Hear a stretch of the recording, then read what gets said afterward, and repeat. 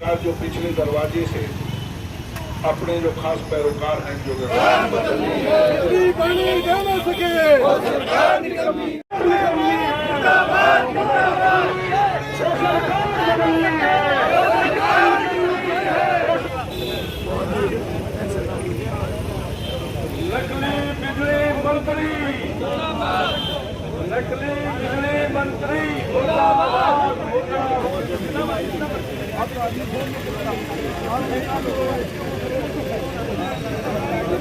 हो सकती थी उसको 10 साल पीछे ले जाने का काम इन लोगों ने किया।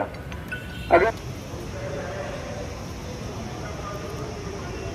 तरीके से पिछले काफी दिनों से सारे हरियाणा में भी सरसा में भी खास तौर पे बिजली और पानी इस गर्मी के मौसम में जो अव्यवस्थित हालात हैं उसके खिलाफ हम सब ने फैसला करके एक सांकेतिक धरना दिया है और उस सांकेतिक धरने के मार्फत एक ज्ञापन देकर सरकार को चेताने का काम किया है और एक चेतावनी की अगर हफ्ता और 10 दिन के अंदर अगर हालात सुधार नहीं हुआ तो कांग्रेस पार्टी अनिश्चित काल का धरना शुरू करेगी, संघर्ष शुरू करेगी, क्योंकि ये सरकार बिजली की व्यवस्था में खास तौर पर पानी की दोनों में नाकारा साबित हुई है और उसका कारण पिछले 9.5 साल में एक भी बिजली घर इस मौजूदा सरकार ने नहीं बनाए।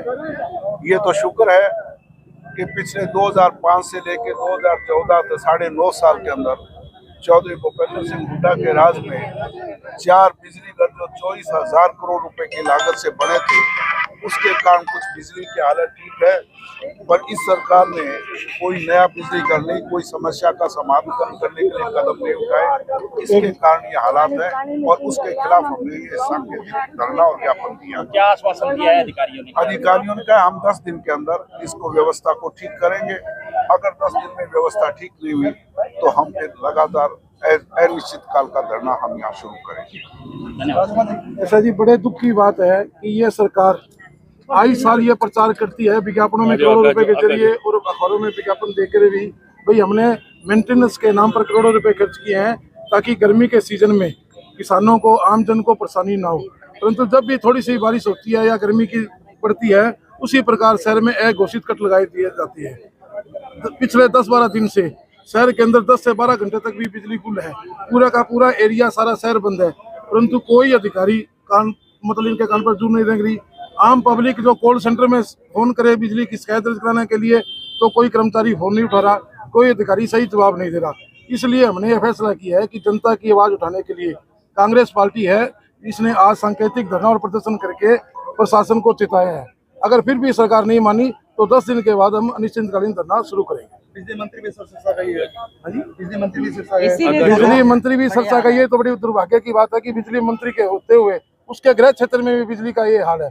आज अधिकारी बेलगाम हो चुके हैं, कोई अधिकारी जवाब देने को तैयार नहीं जनता को। ये जनता कहाँ जाए? आप देखो सारी रात इस गर्मी के अंदर छोटे बच्चे हैं, महिलाएं हैं, बेचारी कहाँ जाए? कोई अधिकारी फोन सुनने को तैयार नहीं है, कोई जवाब देने को तैयार नहीं है। अब चुनावी समय आया है और एमएमसी के जो चार्ज हैं वो बिजली विभाग ने कम किए हैं। ऐसा 10 साल उन्होंने क्यों नहीं किया? 10 साल जो उन्होंने लूटा है क्या वो वापिस करेंगे? ये सिर्फ चुनाव में जो इनकी करारी हार हुई है इसलिए वो लोगों को भड़काने का काम कर रही है। जब 9.5 साल उन्होंने चार्ज लिया है या तो वो भी वापिस करे ना, फिर तो मैंने भी लोगों को राहत देने का काम किया।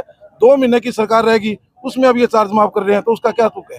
ये सिर्फ वोट लेने की बात है। अब अधिकारियों ने आपको क्या आश्वासन दिए है? अधिकारियों ने यह कहा है कि हम बिजली की व्यवस्था का सुधार करेंगे, 1 हफ्ते का समय मांगे है।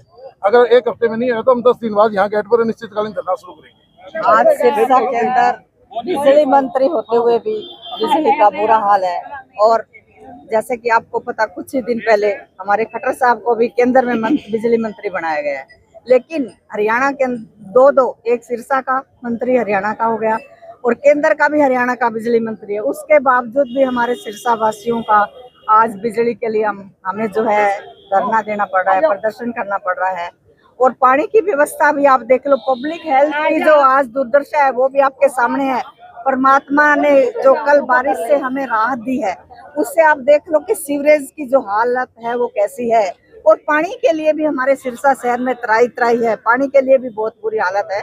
तो आज हमारी मांग है कि बिजली पानी की व्यवस्था जो है मूलभूत हमारी जरूरत है उसे पूरा किया जाए, नहीं तो जो है 10 दिन के बाद जो है हमें धरना देने पर मजबूर होना पड़ेगा। धन्यवाद।